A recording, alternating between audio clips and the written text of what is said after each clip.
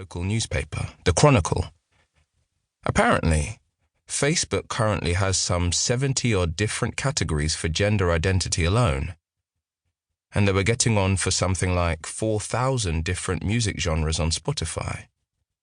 In a murky world of fuzzy, blurry boundaries and ever-increasing border creep, we jump at the chance to categorize ourselves unconditionally, to nail our colors definitively to the mast, especially when those colors happen to be clean, simple, and psychologically unchallenging. As the jam jars attest, we'll even pay for the privilege. We live in a divided world. Everywhere we look, there are lines.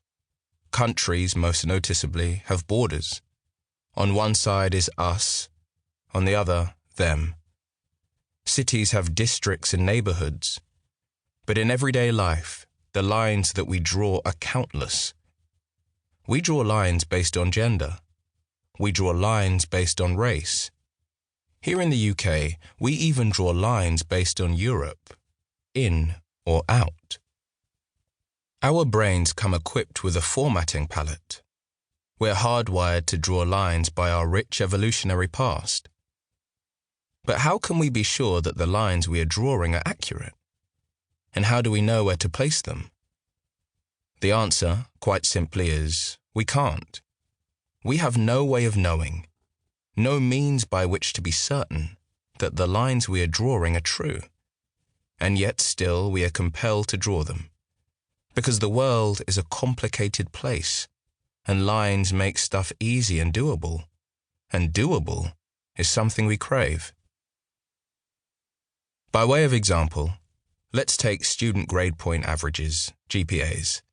In academia, degree classes are awarded on the basis of where a candidate's final year average falls within the spectrum of a preset range of marks. On the one hand, this is perfectly reasonable. But on the other, statistically impressionist. Does it really make sense to talk of one student having a first-class mind and the other not, if one averages 70 and the other 69? This is a question that doesn't just ooze philosophical appeal, but also has practical implications too. Opportunities exist for students with first and upper second-class degrees that do not exist for those with the lower classes. A point here or there, or near a grade boundary, can spell the difference between continuing on to a higher degree or, academically speaking, journey's end.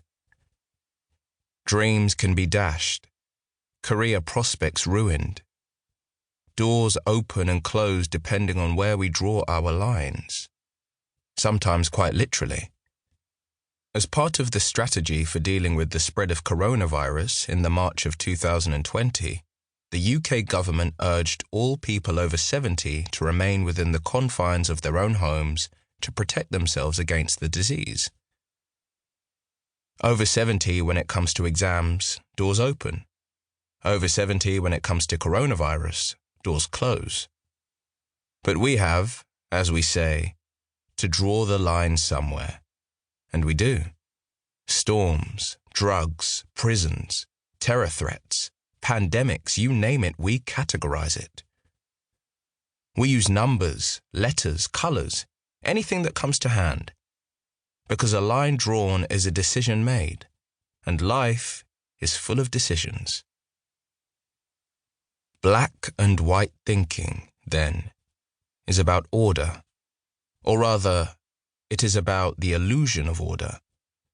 It is about how the lines we draw in the desert of unbroken reality evaporate like cognitive mirages the closer we zone in on their chimeric, ephemeral forms. Back in the days of our prehistoric ancestors, our brains were fresh out of the box. They ran smoothly, efficiently, and were exquisitely fit for purpose. Were our ancient forebears to have stumbled upon a snake beneath a rock, uncertainty over whether or not it was dangerous simply didn't apply. You got out of there. Fast. The same went for tigers in bushes and crocodiles in reeds. Okay, it could be the wind, but better to reflect on the fact from a safe